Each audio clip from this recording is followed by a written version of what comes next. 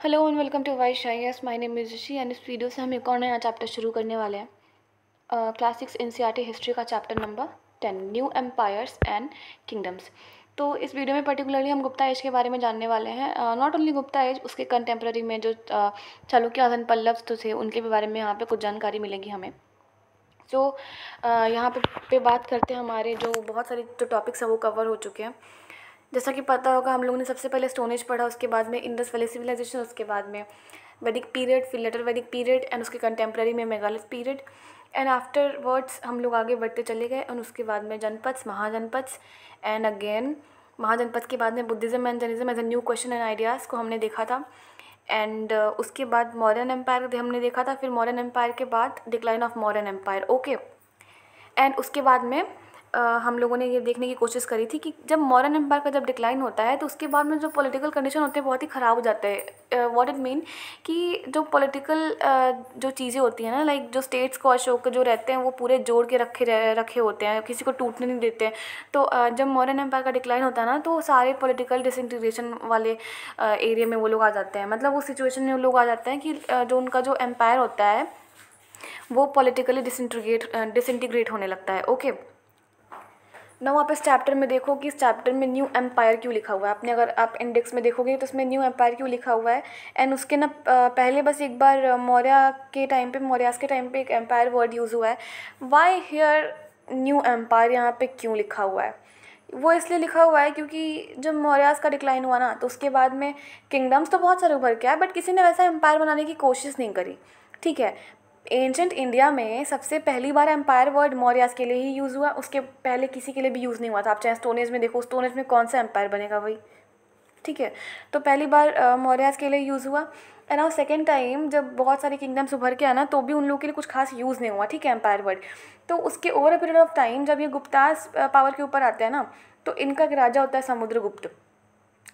उन्होंने वो क्या करते हैं, वो अशोका के बहुत बाद में आते हैं। ठीक है। बट वो अशोका से ही बड़ा, या फिर यू कैन से अशोका की तरह ही एक बहुत ही बड़ा साम्राज्य स्थापित करने की कोशिश करते हैं और एल्स यू कैन से बनाने की कोशिश करते हैं। सो दैट इज़ वाई यहाँ पे वर्ड लिखा गया कि न्यू एम्पायर, की मौर्यास के बाद में एक एम्पायर बनाने की जो कोशिश करी थी और यू कैन से जो शुरुआत करी थी वो गुप्तास थे। तो पिछले वाले क्लास में हमने पढ़ा था कुशानास और शाकास के बारे में हमने देखा था। एंड बहुत सारी कुछ जो इंडो ग्रीक्स वगैरह जो थे, पार्थियंस जो थे, हमने उनके बारे में देखा था। एंड गुप्तास को भी हमने देखा था। तो ना गुप्तास को थोड़ा सा इधर डिटेल में पढ़ना है। एंड साउथ में देखा था, मैंने बताया था कि सीसीपी करके याद कर लो, Cholas, Cheras and Pandyas. Okay. So Cholas, Cheras and Pandyas, Pallavas and Chalukyas. And Pallava and Chalukyas के बारे में मैंने बताया था। तो हम लोग यहाँ पे पल्लव एंड चालुक्यास के बारे में थोड़ा सा डिटेल में जानेंगे। ओके। सो लास्ट क्लास को मैंने कहाँ पे ख़त्म किया था? भक्ति मूवमेंट पे। नाउ व्हाट वाज भक्ति मूवमेंट? सबको मैंने बताया था कि किस तरह से एक जो पर्टिकुलर इंसान होता है वो भगवान के प्रति अपने आप को समर्पित कर देता है। ठीक है, सब कुछ अपना। एंड मैंने ये भी बताने की कोशिश करी थी कि आई थिंक पिछले वाले वीडियो में मिस हो गया, बट यहाँ पे सुन लो कि जो भक्ति का जब ओरिजिन हुआ ना, तो वो साथ में एक वैष्णव संप्रदाय थी, नॉट संप्रदाय, समुदाय। ओके। वैष्णव सेक्ट थी, वैष्णव समुदाय। जब उसका ओरिजिन हुआ ना, तो वहाँ से उन लोगों ने स्कल्पचर बनाना शुरू किया एंड वहीं से मूर्तियाँ बननी शुरू हुई ना। मूविंग अहेड, जो भी एस्पिरेंट सीरियस होकर के यूपीएससी की प्रिपरेशन करना चाहते हैं, वो यहाँ पे दिए गए व्हाट्सएप नंबर पर हमारे वाइस सर को कांटेक्ट कर सकते हैं। कुछ करना है नहीं, जस्ट कांटेक्ट करना है। बेनिफिट आप लोग का होगा, फर्स्ट अटेम्प्ट में क्रैक कर लोगे, ये मेरा प्रॉमिस है, मैं गारंटी देती हूँ। बस सर को फॉलो करना है। ओके। सो कांटेक्ट करने में कुछ जा नहीं रहा है, बस ऊपर से एक पॉपुलर टीचर का नंबर मिल जा रहा है, तो और क्या चाहिए? Just hurry up. ओके। अभी स्टार्ट करते हैं। आप देखोगे कि जो समुद्रगुप्त है ना, उनकी सबसे उनके उनके और उनके एम्पायर के होने के एविडेंसेस हमको कहाँ से मिलते हैं? तो प्रशस्ति से मिलते हैं ना। व्हाट इज़ प्रशस्ति? ये it is a form of N inscription. It is form of N inscription. ठीक है। जैसे होता है ना कि what is democracy? A form of government. तो वैसे ही प्रशस्ति क्या होता है? A form of N inscription. ठीक। तो ये मेटल्स एंड स्टोन पे ये लोग लिखा जाता था, लिखते थे ये लोग, जो भी इन लोग को लिखना होता था। वर्ड इनका जो लैंग्वेज क्या हुआ करता था? तो Sanskrit and Prakrit. Okay. Mainly Sanskrit. तो एक बार क्या होता है कि अच्छा, सबसे ज़्यादा एविडेंसेस क्या कहाँ से मिलती हैं Gupta and post Gupta age की? तो वो हमको प्रयाग प्रशस्ति से मिलती है ना। व्हाट इज़ प्रयाग प्रशस्ति? जो प्रयागराज है ना हमारा, if you can identify on map, see here it is Prayag. ठीक है। तो यहाँ पे प्रयागराज आप जानते हैं, जिसको पहले के टाइम पे इलाहाबाद कहा जाता था, तो वहाँ पे अशोका का एक पिलर है, ठीक है, उस पर उन्होंने कुछ इंस्क्राइब करवाया है। तो वहाँ पे जब वो लोगों ने पढ़ा तो उसके बाद में पता चला कि उनको वहीं से पता चला कि समुद्रगुप्त नाम का भी कोई राजा हुआ करता था। गुप्ता के बारे में भी वहीं से पता चला कि वहाँ से कि गुप्ता भी कोई एज हुआ करती थी एंड ऑल, वो सब पता चला। तो एंड उन्हीं के जो अशोका का जो पिलर है ना, वहीं से पता चलता है कि ये जो गुप्ता पीरियड था उनका एडमिनिस्ट्रेशन कैसे चलता था, उनकी पॉलिटिकल सिचुएशंस कैसे रही होंगी, वो कैसे एरिया को कॉन्कर करते होंगे, ओके।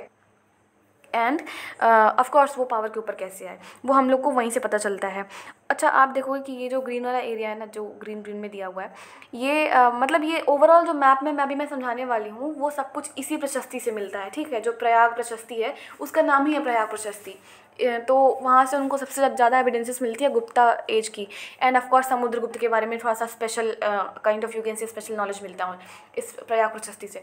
तो जो ग्रीन वाला एरिया ना, आप देखोगे कि यहाँ पे जो गुप्तास थे उनका डायरेक्ट कंट्रोल था। ऐसा नहीं कि बाकी जगह पे कंट्रोल नहीं था, बट इधर पे इन लोगों ने डायरेक्ट कंट्रोल कर रखा था, क्योंकि मैंने बताया था कि ये जो कन्नौज वाला एरिया है, आप आगे देखोगे कि इसके लिए बहुत लड़ाइयाँ होंगी। पाटलिपुत्र वो मगध वाले टाइम से ही इम्पॉर्टेंट है, ठीक है। एंड उज्जैन भी अभी इम्पॉर्टेंट था उस टाइम पे। तो जो ये जितना भी ग्रीन वाला एरिया है ना, यहाँ पे इन लोगों का डायरेक्ट एडमिनिस्ट्रेशन चलता था, किसका? समुद्रगुप्त का, ठीक है, गुप्ता पीरियड में मैं बता रही हूँ। और एंड अच्छा, एक और इम्पॉर्टेंट इन्फॉर्मेशन ये है कि जो ये समुद्रगुप्त जो ये प्रशस्ति के बारे में बात कर रहे हैं, जिस प्रशस्ति को पढ़ के समुद्रगुप्त के बारे में बहुत ही डिटेल नॉलेज मिलती है, वो प्रशस्ति कंपोज किसने करी थी, मतलब लिखी किसने थी? तो हरिसेना ने लिखी थी ना। Who was Harisena? एक मिनिस्टर एंड एक पोएट थे समुद्रगुप्त के कोर्ट में। तो वो क्या बताते हैं ना, वो बताते हैं, उस प्रशस्ति में लिखा हुआ होता है, मतलब इनके अपने जो पर्सनल लिखा हुआ ना प्रशस्ति, जो बस समुद्रगुप्त के बारे में बताता है, तो उसमें लिखा हुआ है कि कितने बैटल्स वगैरह जीते। एंड यू विल सी उसमें राजा को गॉड से कंपेयर किया गया, मतलब होता है ना कि हमारा राजा भगवान है, एक respect, a kind of you can say respect दिया गया है कि भगवान के समान ही उनको लोग मानते थे। अब उसको छोड़ो, इधर मैप में देखो आप, ये मैप जो है ना, ये कहाँ से बना है पता है? ये प्रशस्ति के बारे में काफ़ी सारा एविडेंसेस, जो ये प्रशस्ति था वो बहुत सारे एविडेंसेस देता है। उस टाइम पे डिफरेंट काइंड ऑफ रूलर्स जो रहे, वो जो समुद्रगुप्त की पॉलिसी रही उनके बारे में टुवर्ड्स देयर, जो उनके मैन लोग हुआ करते थे, जो रूलर्स हुआ करते थे। तो ये जो ये साउथ वाला एरिया है ना, जहाँ पे वेट अ मिनट, मैं आपको बताती हूँ। जो ये रेड डॉट्स है ना मैप में, मैं मार्कर ऑन कर लेती हूँ, जो रेड डॉट्स है ना ये मैप में, आप यहाँ पे देखोगे ये जो साउथ वाला एरिया ना, तो इनको स्पेशली जो समुद्रगुप्त था वो दक्षिण पथ कहता था, ठीक है। एंड यहाँ पे जो समुद्रगुप्त है ना, यहाँ पे ये जो रेड डॉट वाले एरिया है ना, यू विल सी ये साउथ वाला एरिया, ठीक है। साउथ वाला एरिया समुद्रगुप्त को इतना अच्छा लगता था, यू कैन से, नॉट अच्छा नहीं, मतलब एक सिग्निफिकेंस होती है ना हर एरिया की, कि साउथ में ये है तो नॉर्थ में ये है। मैंने जब हम लोग पढ़ रहे थे जनपद वाला चैप्टर, महाजनपद, तो मैंने आप लोग को बताया था उज्जैन, तक्षशिला वगैरह का इंपॉर्टेंस। तो वैसे साउथ में भी कुछ इंपॉर्टेंट स्ट्रैटेजिक लोकेशंस थी। तो साउथ में इनको इतना ज़्यादा वो था ना, पसंद था। तो जो ये रेड वाला डॉट से जो ये मार्क है ना, वो इनके कैपिटल वो लोग उन्होंने नॉट शिफ्ट तो नहीं किया था, बट हाँ जो उनके कैपिटल्स हैं वो यहाँ पे रेड डॉट से मार्क किए गए हैं। तो यहाँ पे क्या हुआ था, जो समुद्रगुप्त है उन्होंने लड़ाई लड़ी थी एंड उन्होंने कहा था कि देखिए मैं जीत गया हूँ, अब आप हमको अपने, मतलब आप अपने आप को मेरे अंडर में समझ लीजिए। तो वो कहते थे ठीक है, हम आज से आपके अंडर में हैं।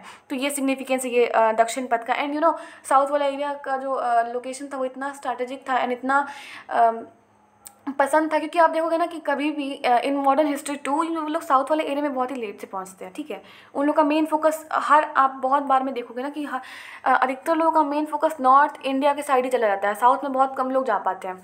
सो इसलिए इनको इतना ज़्यादा पसंद था कॉन्कर करने के लिए, तो कि जो सदर्न वाला एरिया है ना उसका उन्होंने नाम ही रखा था दक्षिण पथ, ठीक है। एंड जो ये इनर सर्कल में दिया गया, लाइक असम, कोस्टल बंगाल, जो ये नेपाल है, वहाँ पे गण संघ लोग रहते थे ना। व्हाट इज़ गण? मैंने बताया था वज्जी करके एक संघ हुआ करता था। गण करके क्या हुआ करता था, वो गण क्या होता था ना, मैंने चैप्टर नंबर 5 में बताया था, वो महाजनपद वाले में। जिसको आता है कमेंट करके बता दो कि ये सब थे क्या, ठीक है। तो आप देखोगे जो जितना ये पर्पल कलर में मांग रहा है, ये इतना, ये यहाँ से लोग ना राजा के लिए गिफ्ट वगैरह लेके आया करते थे लोग, ठीक है। इन लोगों से जो भी हो पाता था, ये लोग गिफ्ट वगैरह लेके आया करते थे लोग, यू कैन से ट्रिब्यूट और गिफ्ट जो भी है। एंड जो ये आउटलाइन एरिया है, जो ये अफ़गानिस्तान वगैरह, ये वाला पाकिस्तान वगैरह एरिया है, अभी पहले तो सब इंडियन थे ना, इंडियन सब कॉन्टिनेंट ही था पहले, अब वो तो पार्टीशन के बाद अलग हुआ है ना। तो ये मैं क्लियर कर देती हूँ, एक सेकेंड। तो ये जो ब्लू वाला एरिया है, आप देखोगे वहाँ से इन लोगों ने काफ़ी मैट्रिमोनियल रिलेशन इस्टेब्लिश किए हैं राजा के साथ में, अपने बेटियों की शादी करवाई है यहाँ पे। एंड मैंने ग्रीन वाले का तो मैंने बता ही दिया कि क्या ही सिग्निफिकेंस है, यहाँ पे डायरेक्ट कंट्रोल किया करते थे, ठीक है। आगे बढ़ते हैं। जो ये प्रशस्ति है वो हमें इनके जेनोलॉजीज़ के बारे में भी बताती है, लाइक जेनोलॉजीज इन द सेंस इनके एंसेस्टर के बारे में। जो इनके समुद्रगुप्त के जो दादाजी हुआ करते थे, उनके पापा हुआ करते थे, उनकी मम्मी हुआ करती थी, वो इनके बारे में भी बताता है। एंड अच्छा, इस बुक में एक चीज़ नहीं दिया है, मैं बता रही हूँ, एक सेकेंड। तो ये बुक में आपके बता रखा है कि जो इनके जो दादाजी थे वो, फिर उनके पापा एंड फिर ये आए, ठीक है। तो जो ये लोग थे ना, इनके जो ये लोग जो थे वो एक टाइटल यूज़ करते थे गुप्ता डायनेस्टी के रूलर्स, लाइक महाराजा धीराज, ठीक है। ये लोग यूज़ करते थे, तो ये समुद्रगुप्त भी यूज़ करते थे, ठीक है, अपने लिए। बट ये जो महाराजा धीराज ये जो टाइटल था वो हमेशा से यूज़ नहीं होता था, ये चंद्रगुप्त के टाइम से यूज़ हो रहा है, ठीक है। एंड आपके बुक में एक चीज़ नहीं दिया है सबसे, बस इनका ये दिया है ना कि ग्रैंडफादर, फिर फादर एंड फिर ये, मतलब कि सिर्फ इतना दिया है, पहले चंद्रगुप्त मौर्य, फिर उसके बाद ये समुद्रगुप्त मौर्य। एंड इससे पहले कौन था, इससे पहले थे श्रीगुप्त मौर्य, उनके बाद घटोत्कच करके एक किंग हुआ करते थे, वो भी इन्हीं के जो ग्रैंडफादर आप कह सकते हो वो थे। तो इनके ग्रैंडफादर का नाम था घटोत्कच, उनके भी पापा का नाम था श्रीगुप्त, मतलब पहले श्रीगुप्त, फिर घटोत्कच, उसके बाद में चंद्रगुप्त, एंड उसके बाद में फिर समुद्रगुप्त, एंड उसके बाद में फिर आएंगे चंद्रगुप्त टू, ठीक है। एंड यू विल सी कि इन्होंने कॉइन्स बहुत ज़्यादा इशू किए थे। कॉइन्स कौन से, गोल्ड कॉइन्स, मतलब इनकी इकॉनमी बहुत अच्छी थी, आप समझ रहे हो। एंड आप देखोगे कि जो एक कॉइन्स है, कॉइन के ऊपर एक समुद्रगुप्त का फोटो बनाया हुआ है, आपके एनसीईआरटी के बुक में है, आप देख लेना वहाँ से। तो उसमें समुद्रगुप्त है ना, वो कोई म्यूजिकल इंस्ट्रूमेंट बजाते हुए दिख रहा है। तो इस यहाँ से ये पता चलता है कि जो समुद्रगुप्त है वो he was a fond of music, वो उनको म्यूज़िक बहुत ज़्यादा पसंद था। एंड आप देखोगे कि जो चंद्रगुप्त है ना, उनके टाइम से महाराजा धीराज एक टाइटल हुआ करता था, वो यूज़ होता था। तो उन्होंने भी, जो समुद्रगुप्त हैं, उन्होंने भी वही वाला टाइटल यूज़ किया अपने लिए, ठीक है। एंड आप देखोगे कि इनकी मम्मी के बारे में भी जानकारी मिलती है, मदर के बारे में। वो लिच्छावीगण से बिलोंग करती थी, इनकी जो मदर थी, ठीक है। और जो इनके जो फादर थे चंद्रगुप्त, वो पहले रूलर थे गुप्ता डायनेस्टी के, क्लियर। एंड उनके पापा का नाम मैंने अभी बताया घटोत्कच, उससे पहले थे Srigupta, okay. So first ruler अगर पूछा जाए गुप्ता डायनेस्टी के, तो वो चंद्रगुप्त ही थे okay. Now you will see, थोड़ा सा हम लोग आगे बढ़ने की कोशिश करते हैं, थोड़ा सा और डिटेल में जानने की कोशिश करते हैं। हर्षवर्धन के बारे में आपने सुना होगा, बहुत ही फेमस किंग थे अपने टाइम पे। थोड़ा सा हम लोग साउथ में आने की कोशिश करते हैं। साउथ में थे दो डायनेस्टी, एक चालुक्यास का और एक पल्लव्स का। तो आप देखोगे ना कि जो हर्षवर्धन थे ना, ये इनके कंटेम्प्रेरी में थे, क्लियर। अच्छा, इनके एविडेंसेस कहाँ से मिलते हैं, तो हर्षचरिता करके एक इनकी नॉट बुक तो नहीं है, बट किसी ने ये जो हर्षचरिता है ना, ये बायोग्राफी है हर्षवर्धन की। हमें यहाँ से इनके बारे में बहुत सारी चीज़ें जानने को मिलती हैं। एंड किसने लिखी है ये हर्षचरित्र, नॉट चरित्र, हर्षचरिता, तो बाणभट्ट ने लिखी है, ओके। अच्छा, गुप्ता पीरियड के बारे में थोड़ा सा और मैं बता देती हूँ। जो जब क्या नाम था उनका, जो yes, O yes, I was right, उनका नाम समुद्रगुप्त था। तो जब समुद्रगुप्त पावर के ऊपर आते हैं, एंड जब वो उनके बाद से जब चंद्रगुप्त टू पावर के ऊपर आते हैं, तो आप देखोगे कि उनके कोर्ट में 9 लोग रहते हैं ना, जिनको वो लोग नवरत्न, नॉट वो लोग, जिनको वो जो राजा रहते हैं चंद्रगुप्त टू, वो नवरत्न कह के बुलाते हैं। एंड उन्हीं में से एक रहते हैं कालिदास। कालिदास सबको पता है ना कौन थे कालिदास, जिन्होंने संस्कृत लिटरेचर में बहुत ही बड़ा अपना कंट्रीब्यूशन दिया है। एंड आप देखोगे, अभी इनके बारे में बात करते हैं थोड़ी देर में। एंड आप देखोगे कि जो चंद्रगुप्त टू है ना, इन्होंने अपने आप को विक्रमादित्य का टाइटल दिया, ठीक है। एंड आर्यभट्ट, कालिदास जैसे लोग थे जो उनके कोर्ट में बैठा करते थे। तो अगर कोई पूछेगा कि गुप्ता डायनेस्टी के बारे में हमें एविडेंसेस कहाँ कहाँ से मिलती हैं, तो पहला ये तो है कि हमारा जो ये इलाहाबाद वाला इंस्क्रिप्शन था ना, प्रयाग करके जो था, एक तो वो, फिर दूसरा गोल्ड कॉइन्स, तीसरा लिटरेचर। क्योंकि लिटरेचर में देखो ना आप, इतने सारे तो लोग हैं, आर्यभट्ट जैसे लोग हैं, कालिदास जैसे लोग हैं, जिन्होंने संस्कृत लिटरेचर में बहुत ही ज़्यादा कंट्रीब्यूट किया है। तो लिटरेचर से भी इनके एविडेंसेस हमें मिल जाते हैं। उसके बाद चंद्रगुप्त टू के बाद में आएंगे कुमारगुप्त, जिन्होंने नालंदा यूनिवर्सिटी को, जो हमारे आज के टाइम पे जो नालंदा यूनिवर्सिटी है ना, उन्होंने इस्टेब्लिश किया था। एंड फिर कुमारगुप्त के बाद आएंगे स्कंदगुप्त। आप जब स्कंदगुप्त के बारे में पढ़ोगे ना, तो उसके बाद आपको पता चलेगा कि स्कंदगुप्त के बाद में धीरे धीरे गुप्ता जो डायनेस्टी थी उसका डिक्लाइन होना शुरू हो गया। फ़ाज़ियान जो था ना, फ़ाज़ियान जो भी बोल लो आप, जो मैंने पिछले वाले चैप्टर में बताया था, जो कि बुद्धिज़्म से काफ़ी इन्फ्लुएंस था, तो और इंडिया में वो आया था, तो वो चंद्रगुप्त वन के टाइम पे आया था, ठीक है। अच्छा, वो एक अलग बात है। उसके बाद जब आप स्कंदगुप्त के बाद जब आप इसका डिक्लाइन देखोगे, गुप्ता पीरियड का, तो कैसे होता है, फॉरेन इन्वेजन होते हैं। फॉरेन इन्वेजन में कौन इन्वेड करता है इंडिया को उस टाइम पे, गुप्ता डायनेस्टी पे? हून्स पीपल होते हैं, HUNS करके एक हून्स पीपल होते हैं, इट्स अ कम्युनिटी। तो वो हून्स पीपल होते हैं ना, वो आते हैं, आक्रमण वगैरह करते हैं, तो उस वजह से डिक्लाइन हो जाता है गुप्ता पीरियड का। उसके बाद आप देखोगे कि हर्षवर्धन एक पॉपुलर, उन्हीं का एक फ्यूडल लॉर्ड हुआ करता है, ठीक है। तो वो पावर के ऊपर आता है। अब मैं बताती हूँ, अब ये मैं लास्ट में बताऊँगी कि ये फ्यूडल लॉर्ड पावर के ऊपर कैसे आते हैं, ये फ्यूडलिज्म कहाँ से बढ़ जाती है। एंड फिर आप देखोगे ना कि ये जो हर्षवर्धन है, ये जब पावर के ऊपर आता है ना, तो ये इमीडिएटली अपना कैपिटल शिफ्ट करता है कन्नौज। और आप देखोगे कि जो ये हर्षवर्धन है ना, वो अपने जो उसकी जो डायनेस्टी हुआ करती है, वो उसका पहला राजा नहीं हुआ करता है, ठीक है। क्योंकि जो उसका जो फादर रहता है, वो उसका जो फादर रहता है, वो भी रूल कर चुका होता है। कहाँ पे? थानेश्वर नाम की जगह है ना, वहाँ पे। ओके, तो ये जो क्या करते हैं, ये जब हर्षवर्धन पावर के ऊपर आते हैं, तो अपना जो कैपिटल है ना, वो इमीडिएटली शिफ्ट कर देते हैं कन्नौज के ऊपर। क्यों कन्नौज के ऊपर? आप देख सकते हो कन्नौज की कितनी इंपॉर्टेंस अभी से बढ़ रही है। एंड आप आगे जाके पढ़ोगे, कन्नौज के लिए बहुत सारी लड़ाइयाँ हुई हैं, ट्रिपार्टाइट स्ट्रगल और पता नहीं क्या क्या हुआ है कन्नौज को लेकर के। वो मेडिवल हिस्ट्री जब आप पढ़ोगे तो आपको पता चलेगी, क्योंकि वो क्लास 7th में है, तो अभी मैं नहीं बताऊँगी, जब वो मैं बताऊँगी तब आपको पता लग जाएगा, ठीक है। अच्छा, ये होता क्यों है, लाइक ये क्यों पहले रूलर नहीं थे अपने पीरियड में? देखो, एक्चुअली होता ये है ना कि जो हर्षवर्धन की जो बहन होती है, उनकी शादी हुई रहती है कन्नौज के जो उस टाइम पे राजा हुआ करते थे उनसे। तो जो बंगाल के किंग होते हैं ना उस टाइम पे, जब जो भी होता होगा बंगाल का किंग, तो वो क्या करते हैं कि वो कन्नौज पे अटैक कर देते हैं, ठीक है। तो उनको बचाने के लिए, मतलब अभी सिस्टर के पति तो उनके सन इन लॉ हुए ना, तो एट दैट टाइम पे सन इन लॉ का इंपॉर्टेंस पता ही क्या होता था। इवन आज के टाइम पे भी दिख जाता है, कभी कभी या हर घर में दिख जाता है। सो उस टाइम पे क्या हुआ कि इनके जो फादर हैं, इनके जो बड़े भाई हैं, वो बचाने चले गए, वो लड़ने चले गए। और कहा जाता है कि मतलब इनकी भी डेथ हो गई, जो इनके फादर थे एंड इनके जो बड़े वाले भाई थे, इनकी भी डेथ हो गई। तो उस टाइम पे ये अप्रॉक्स 17 ईयर्स के थे शायद। तो ये उनको गद्दी पे बैठाया गया एंड इन्होंने कहा कि पापा का, भाई का, सबका बदला लेगा। Not that one, but yes, वो ट्राई किए थे बहुत ज़्यादा कि हमको गुप्ता डायनेस्टी का जो ग्लोरी है वो वापस मिले। अब आप सोच रहे होंगे कि हर्षवर्धन पावर के ऊपर आया तो इससे गुप्ता डायनेस्टी का क्या कनेक्शन है? बेटा कनेक्शन है, क्योंकि अभी मैं आपको बताऊंगी। ये जो हर्षवर्धन था ना, वो एक, you can say, feudal Lord था इन ड्यूरिंग गुप्ता डायनेस्टी, ठीक है। एंड उसके बाद आप देखोगे कि हर्षवर्धन के टाइम पे ही जुआन जैंग करके आता है, हुआन जैंग बोला, फिर जुआन जैंग, पता नहीं कैसे कैसे इन लोग के नाम हुआ करते थे, ठीक है। तो जो जुआन जैंग है ना, उन्होंने जो जब आया था इंडिया में, तो उसने एक बुक लिखी थी, CU की, ऐसे करके कोई बुक थी उनकी, CU की करके बुक थी। तो इस बुक में, पर्टिकुलरली इस बुक में, हमें हर्षवर्धन के बारे में काफ़ी कुछ जानने का जो नॉलेज वगैरह है वो मिलता है। एंड आप देखोगे जो ये नालंदा यूनिवर्सिटी है ना, मैंने अभी थोड़ी देर पहले बताया कि इसको बनवाया किसने था। तो आप आगे देखो, उसका रिनोवेशन का काम कौन करवाएगा, मीन्स उसका आगे फर्दर डेवलपमेंट कौन करवाएगा, वो कौन करवाएगा? हर्षवर्धन के टाइम पे ही होता है, ओके। एंड पैट्रोनाइज करने की भी कोशिश करी थी उन्होंने नालंदा यूनिवर्सिटी को, ठीक है। और वो जो गुप्ता डायनेस्टी का जो ग्लोरी था ना, वो उन्होंने वापस पाने की कोशिश करी थी। मैंने अभी बताया कि हर्षवर्धन के, अच्छा, ये सारी चीज़ें PPTs में मैंने मेंशन नहीं की है, स्टोरी है, अब हर चीज़ PPTs में कोई इंक्लूड नहीं कर सकता है। You have to understand this, ठीक है। तो आप देखोगे कि फ़ाज़ियान है वो चंद्रगुप्त वन के टाइम पीरियड में आता है, जुआन जैंग है वो हर्षवर्धन के टाइम पीरियड में आता है, ओके।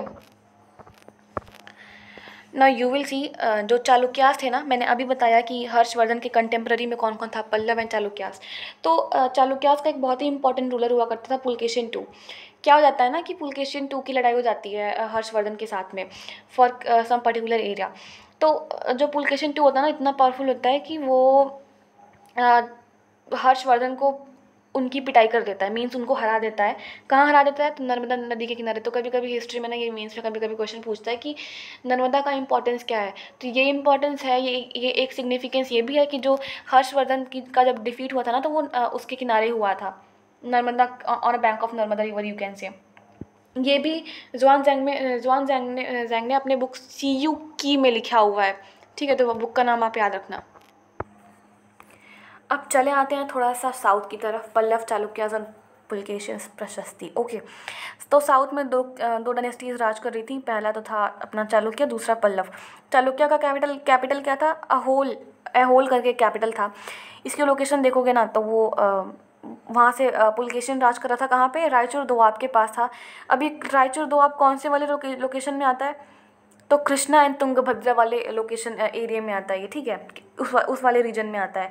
एंड जो चालुक्यास थे ना, ये कावेरी डेल्टा के आसपास, मतलब कावेरी डेल्टा के अंदर जो डायनेस्टीज़ है ना, उनमें ये लोग आते थे। अब आप देखोगे कि जो ये प्रशस्ति है ना, अहोल में एक प्रशस्ति मिली थी, प्रशस्तियाँ काइंड ऑफ, जिस पे कुछ लिखा जाया करता था, वो स्टोन एंड मेटल का होता था, उस पर कुछ ये लोग लिखा करते थे लोग अपने राजा के बारे में। तो किसने लिखा है ये जो पुलकेशिन के बारे में किसने लिखा है? रवि कीर्ति ने लिखा है, आप यहाँ पे देख सकते हो, ठीक है। तो उसके बाद में जब कहा जाता है कि ये जो पुलकेशिन है ना, जब हर्षवर्धन को उनकी जब पिटाई कर देता है, तो एक हर्ष मतलब होता है खुशी, तो उसके बाद में ये लाइन कही कि Harsha was no longer Harsha, ठीक है। मतलब अभी जो ये हर्षवर्धन की जो हैप्पीनेस है, हर्ष की जो खुशी है, वो गायब हो गई है। मतलब अभी वो खुश नहीं क्योंकि उसकी पिटाई हो गई है, मतलब वो हार गया है। आप इससे पता लगा सकते हो कि पुलकेशिन कितना ही पावरफुल राजा था। इसने क्या किया ना कि ईस्टर्न एंड वेस्टर्न कोस्ट जो था उसको भी कैप्चर करने की कोशिश करी। पल्लव डायनेस्टी से भी इसकी काफ़ी ज़्यादा लड़ाइयाँ वगैरह हुई हैं। एंड जो पुलकेशिन था एक तो ये भी कहा जाता है कि जो पुलकेशिन था ना, उसने कांची पे अटैक किया, तो जो वहाँ के जो लोग थे ना, वो दीवार के पीछे जाके छुप जाते हैं।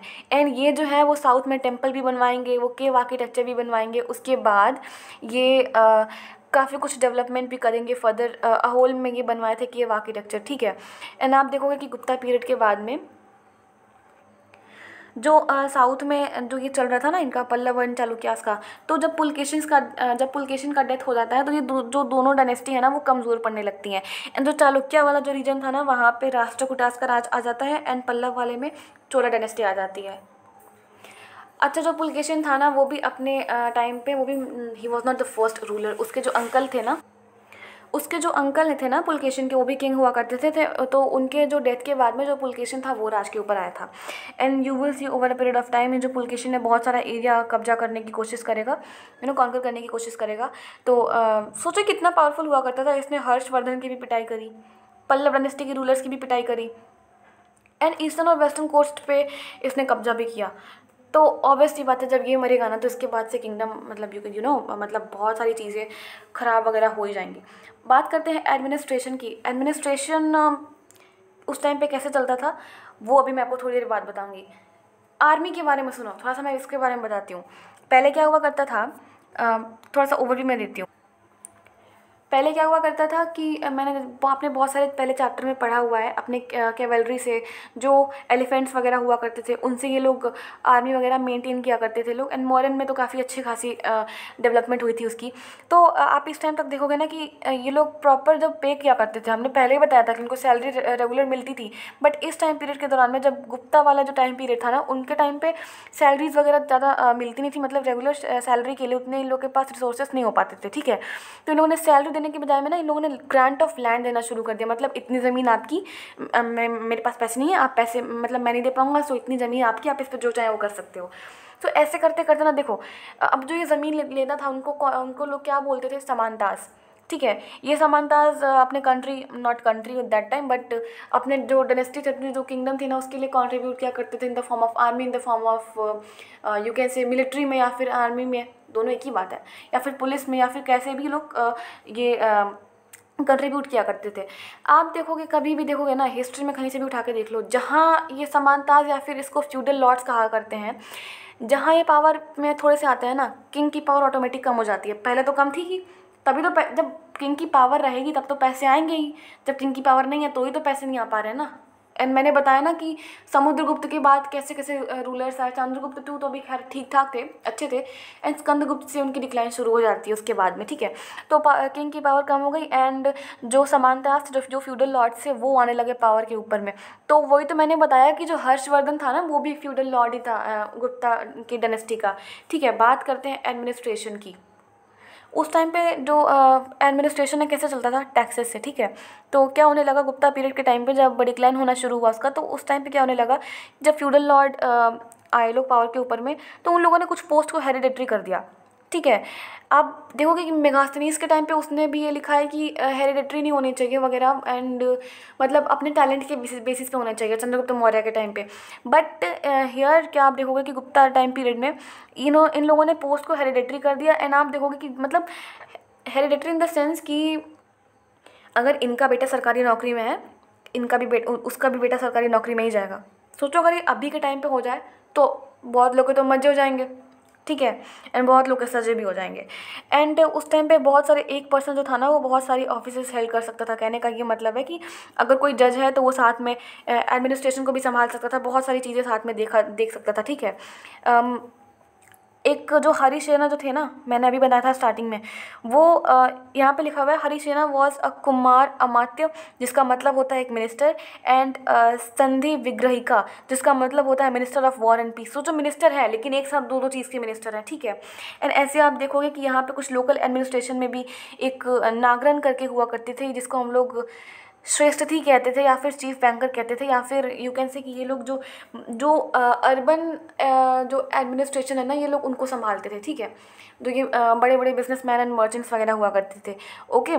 सो यहाँ पे वो लोग रहते थे। तो इससे हमको ये पता चल रहा है कि उस टाइम तक में एक लोकल लेवल पे भी यू कैन से, जिसको आज के टाइम पे हम लोग म्यूनिसिपैलिटी एंड पंचायत बोलते हैं, उस टाइम पे वो लोकल लेवल पे इतनी सारी चीज़ें रहने मतलब एग्जिस्ट करती थी। तो आपको ये सब नाम याद करना पड़ेगा। ये अमात्य क्या होता है, ये सांधी क्या होता है, ये महानंद नायक क्या होता है, ये सब आपको याद करना पड़ेगा, ठीक है। सो अभी बात करते हैं असेंबलीज इन सदर्न किंगडम। जो ये साउथ वाले किंगडम थे ना, वहाँ पे असेंबलीज कैसे चलती थी। तो वहाँ पे कुछ पॉलिटिकल स्ट्रक्चर इस टाइप का था। साउथ इन द सेंस हम लोग ये पल्लव चालुक्यास एंड सीसीपी मतलब तोला चेराजन पांड्या के बारे में बात कर रहे हैं, नॉट उनके बारे में बात नहीं कर रहे हैं, बट पल्लव एंड चालुक्यास के बारे में बात कर रहे हैं, ठीक है। सो इनके यहाँ पे क्या हुआ करता था ना कि विलेजेस में सभा चलती थी, जिससे कि जो रूरल जो गवर्नेंस है ना, जो एडमिनिस्ट्रेशन है गांव वगैरह का, वो सब ठीक से चल सके। लाइक इरिगेशन कैसे होना है, एग्रीकल्चरल ऑपरेशन कैसे होना है, रोड्स वगैरह कैसे बननी है, लोकल टेम्पल्स, इवन टेम्पल्स तक की बात होती थी। And the second one was UR, ठीक है। वो सब भी हुआ करता था। वेट अ मिनट, ठीक है। ये भी एक कमेटी हुआ करती थी जिसमें जो ब्राह्मण्स थे ना उनको लैंड नहीं दिया जाता था, मतलब वो लैंड ओनर्स नहीं हुआ करते थे। नागरम करके एक ऑर्गेनाइजेशन थी मर्चेंट की, जो मैंने बताया था, इधर भी मैंने बताया था। नो, इधर नागरा श्रेष्ठ थी करके थी, एंड इधर नागरम थी, ठीक है। नगरम और नागरम, whatever you want to say, जिससे जिसमें बहुत ही रिच और पावरफुल लैंड ओनर्स हुआ करते थे, एंड मर्चेंट भी हुआ करते थे। एंड आप देखोगे कि इसमें लोकल असेंबलीज़ के तरह ये फंक्शन करती थी, मतलब क्या कैसे कब करना है वो ये सब देखती थी। मैंने कालिदास के बारे में बताया कि बहुत ही फेमस पोइट भी हुआ करते थे, इनको बहुत ही ज़्यादा नॉलेज था, ओके। सो कालिदास का बहुत ही फेमस प्ले है, आप देखो अभिजनन शकुंतलम करके एक प्ले है इनका, बहुत ही काफ़ी फेमस प्ले है। और हमको ऑर्डिनरी पीपल के बारे में जानना है कि उस टाइम पे नॉर्मल लोगों का क्या हुआ करता था। तो ये जो जैसे कालिदास वगैरह जैसे लोग हैं, आर्यभट्ट वगैरह, तो ऐसे जो उनके नवरत्न थे ना, तो वो लोग हमको काफ़ी बताते हैं लोग कि उस टाइम पे ऑर्डिनरी पीपल की लाइफ वगैरह कैसी हुआ करती थी। एंड फिर अच्छा एक और इम्पॉर्टेंट इन्फॉर्मेशन, मैंने एक प्रीलिम्स का इम्पॉर्टेंट प्रीलिम सेंट्रिक एक इन्फॉर्मेशन दी है यहाँ पे। कालिदास का मोस्ट फेमस प्ले ये अभिजनन शकुंतलम हुआ करता था।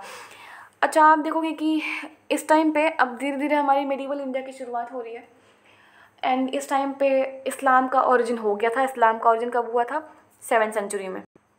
सो इस टाइम पीरियड तक आते आते हमारा जो इस्लाम धर्म है ना, उसका ओरिजिन हो गया था। बाकी के जो लेक्चर्स हैं वो जब चैप्टर आएंगे तो उसमें हम आप लोग को बता दिया करेंगे, ओके। एंड आप देखो कि मोहम्मद बिन कासिम भी आया था इंडिया में। फिर ऐसे करते करते धीरे धीरे फॉर ट्रेडिंग ओनली। तो यहाँ पे आगे चैप्टर कंटिन्यू हम लोग करेंगे। एंड आप बताना, कमेंट करना आपको ये चैप्टर लगा कैसा। नहीं कमेंट करना है, कोई दिक्कत नहीं है, आराम से पढ़ लेना, ठीक है। एंड येस ऑफकोर्स सर को कांटेक्ट करना मत भूलो। उसमें जा ही क्या रहा है, एक फेमस टीचर का नंबर मिल जा रहा है, कम है क्या?